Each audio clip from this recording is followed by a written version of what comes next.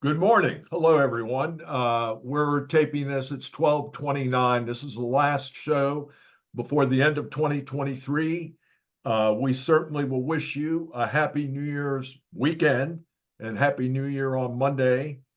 And we're looking forward to 2024 already. It's Tony Christ here in Falls Church, Virginia, and Ishmael Madney in Austin, Texas. And we welcome you. We welcome you to our show. We've got a lot to cover today. The topic is broad. It touches many spots.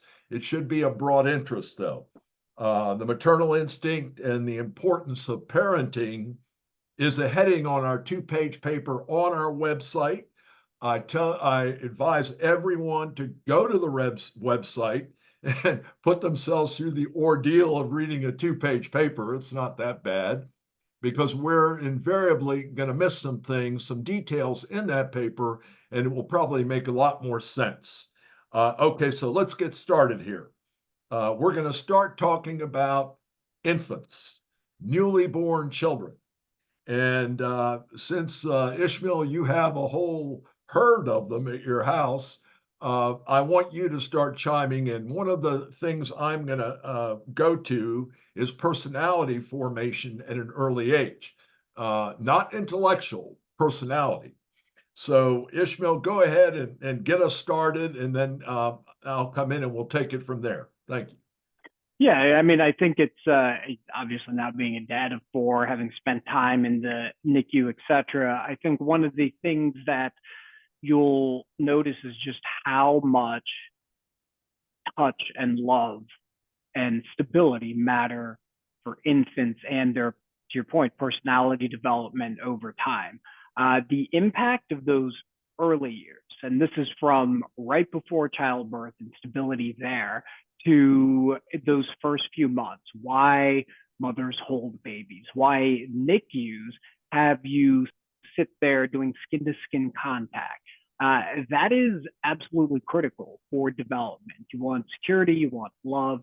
And for us, that's always been something we've believed in, that we give as much touch, as much love, as many hugs and cuddles and all of those things that build the bond between parents and child, that provide them with security, that will hopefully, in our case, our children are still quite young, but will lead to positive developments with their personality. There are multiple studies that show this, and every single doctor, every single nurse, again, in the NICU would have us hold our children. Now, that's what we do for 10 hours a day. Ishmael, do you think that's attainable, it's easily attainable in a one-parent family? Because we have absolutely 25 million children that only have one parent that has to work. Absolutely. I think it's difficult. I think it's difficult in families where even two parents that are both working as well, or mothers who have to go back to work quickly. There has to be, in my opinion, two parents, and we as a society have to allow mothers time to bond with their children. Again, we're one of the few countries that don't. So I think that those two things, to your point, are absolutely important. Okay, then let's get on with this. One study I found extremely interesting was conducted at King's College by Professor Caspi, and it's been the reason I thought this was so interesting is he looked at 1,000 3-year-olds, and they placed them into 5 categories at 3 years old: well-adjusted, confident, inhibited, reserved, and uncontrolled. And those are sort of general categories. They might have been somewhat subjective. They did have criteria that they were using. And then they waited 23 years to age 26. Now, you might ask, why do you wait to age 26? Because many societies feel kids are full grown at 18 or even 21. Not true. The last thing, physiologically, that a young adult receives is around age 25. And it's their adult understanding of risk. I mean, there's a reason we send 18-year-olds off to fight wars. They have no understanding of risk. And that's a tragic statement, even to say it. But these 1,000 children at the end of age 26 were reevaluated, and overwhelmingly, upwards of 90% fell into the same 5 personality categories that they had been categorized in when they were children. Now, that was just unbelievable to me. Now, you don't know when you're conducting studies like this if there's any bias or anything like that. We don't know, but he does place a lot of importance, as Ishmael mentioned, on parental influence and personality development at an early age, preschool. So that was very interesting, and that goes right into our next topic. And before that, I want to add one quick thing to it here as well. I know this is somewhat of a topic for another discussion, but the amount of brain development that is occurring from obviously when you're born until age 26, again, we believe, to your point, we're developed earlier, is tremendous. And again, a discussion around different chemicals or for example, marijuana usage in teenagers has now been linked to slowing brain development, as an example. And I bet you if we looked at that study as well, we would see that those parents who in those early years were able to take care of their kids, give them love, give them security, give them care, also protected them as much as possible during those teen years from outside influences that can impact that brain development as well. So to your point, it starts early on there, but I bet you there wasn't some pivot that happened. And this is, again, there are many reasons why it can happen, but we still are, as a society, do not understand just how much brain development is happening, especially in teenagers, and what can affect that brain development. Let's go to the maternal instinct. Is it instinctive, or is it a learned process where a woman learns from her mother how to be a mother? Well, I found one study which was interesting to me, and it talked about the release of oxytocin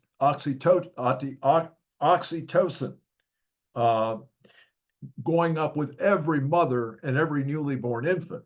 Now, the sort of caveat to this process is even if a mother adopted an infant, she experienced an elevated oxytocin level. Oxytocin is known to be generated from breastfeeding, from coddling a youngster, and actually from sexual intercourse. So all those areas. Now, the other interesting thing in this study, which took it beyond the mother and the adopted mother, is they tested for oxytocin levels in fathers and grandparents, and with a delay in time, their oxytocin levels also moved up. So really, it's not. It doesn't state. It is a help for a maternal mother to have oxytocin for breastfeeding and for coddling and holding their newly born, but it's not at all a maternal instinct. But it is something that aids rearing at a very young age. Now we're going to get off to an area that's been very troubling to me over many years, and it's called parenting. And parenting, of course, is what parents do. And hopefully there are two of them. As Ishmael said, you prefer to have two than one. One can't divide their time, spend adequate time that two will spend with the child to get them to feel loved and at home and learning basic emotional feelings to associate appropriately. It's very difficult with one. It's not impossible, very difficult. But with two parents, what about parenting in general? In America, I can say this unequivocally, for the first, up to, I would say, the 1970s, uh, parenting was done by adults in general. It was done by your neighbors in your neighborhood when you're a child. It was done by everybody. It was certainly done by school teachers. It was very important because if you had kids that didn't benefit, as Ishmael mentioned, from that intense experience of love and emotional appropriateness, learning at a very young age to help form their moral backdrop. If you did not have that, the schoolroom teacher, in the absence of the parent, to use the Latin, in loco parentis, in the absence of the parent, the teacher was the parent. So, what did I say has alarmed me so terribly? In the last, I want to say 40 years, but particularly more recently, uh, the And I end. would say more recently because I experienced teachers who acted like parents as well when we were in elementary school in the late 80s, early 90s. We definitely, I felt there were multiple teachers I had who were not afraid to do that. We'll leave that date alone. We'll have to find it out. But the National Education Association adopted a policy in general called development appropriate practice, in which teachers are restricted from disciplining directly children, including kindergarten age, first grade, second grade, third grade. And I've known many instances. I have a sister that teaches kindergarten, and a young boy in her class, I'll leave the name out, was standing and acting, screaming out in the class. All she could do was ask him why. He said his father had spanked him. So she had to go tattle to somebody. She's required to do this and write a statement and turn it over to so-called professionals who've been hired in the education system to treat the kid. In other words, she couldn't tell the kid to sit down and clam up, which is what I was told a number of times when I was that age. And she couldn't discipline the kid for repeatedly not obeying.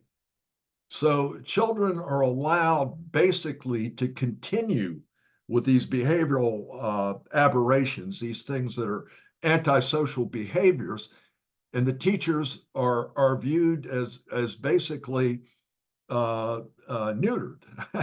Neuter, of course, is a sexual term, but they have no power, and the children realize it. So DAP has been applied to the education systems, who have added an awful lot of psychologists and behavioral people and linguistics and all kinds of so-called professionals. But the point is that kid is deprived of the immediate feedback that what they're doing is inappropriate and it is unable to benefit developmentally from learning how to, as a guide rail, from having a guardrail up and learning how to follow it. They're unable to do that. So DAP is a huge failure for young children. And it doesn't get them, if you go to China or you go to India, I guarantee darn well to you, when that teacher says something, those kids shut up. You don't have that in America. You can go into classrooms today and you hear them chit-chatting during the middle of a class. And it's not helpful, and it's shown up in all standardized tests, including the recently released PISA test.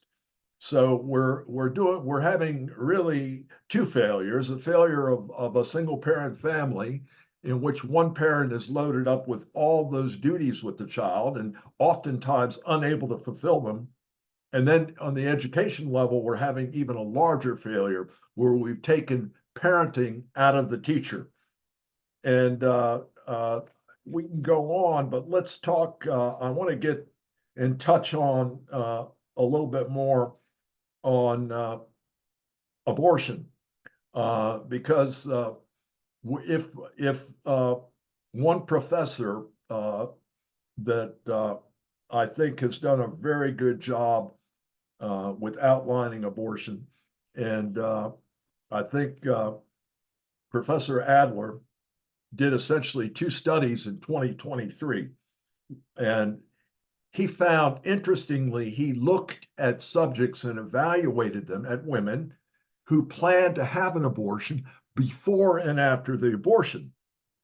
Now, psychological associations, American Psychological Association, another PhD, Elsevier, did a study and did not find any significant psychological damage in 1,000 women who had had abortions.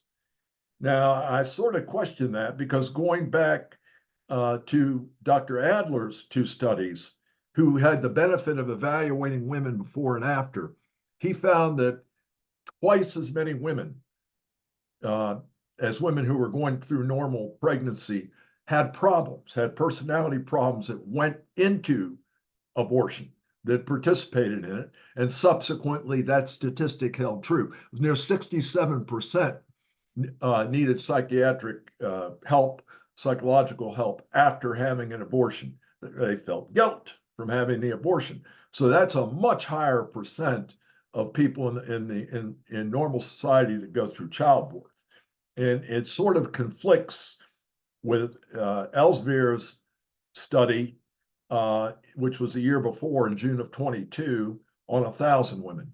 So there's not clear information, except that I thought the study of the women prior to the abortion and after the abortion was much more telling. That the women were having psychological problems before the abortion. So basically, just to sum this up, and then we're going to wish you all a happy new year. Advise you not to imbibe too much or stay near your houses when you do. To sum it up, parenting is extremely important, and parenting used to be performed by adults, all adults, and the age of full maturity is not 18 or 21. It is 25, 26, the age of pure maturity.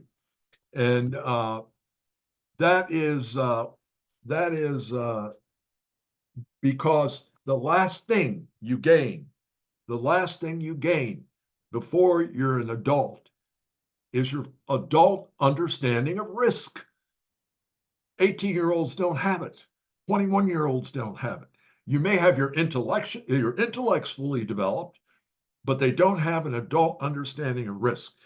And that's why the earlier study studied 3-year-olds and waited 23 years to evaluate adults. It's a very telling story. So parenting, the fact that society today has minimized parenting and taken parenting out of the classroom teacher, and even neighborhoods, people are hesitant to correct other children. They always used to do it years ago, is harmful to the younger children because they're deprived in understanding of what's appropriate, and they're not getting feedback. And later, of course, they run into legal problems with the law and everything else. So rather than have this addressed at a very young age, it's being avoided, and it's very detrimental to academic accomplishments too. All right, that said, Ishmael, I think let's wish everyone Happy New Year 24. We're looking forward to it. And I'll tell you, my cousin's 3 daughters jumped on me and said, why don't you get on Spotify? And we plan to go live next year. Hopefully we'll be live during the month of January, not at the beginning, not next week. And we plan to make it more available out there. We wish you a blessed week. Ishmael, you have anything to add? And be safe and be healthy and have a wonderful start to 2024. Have a blessed week, everybody.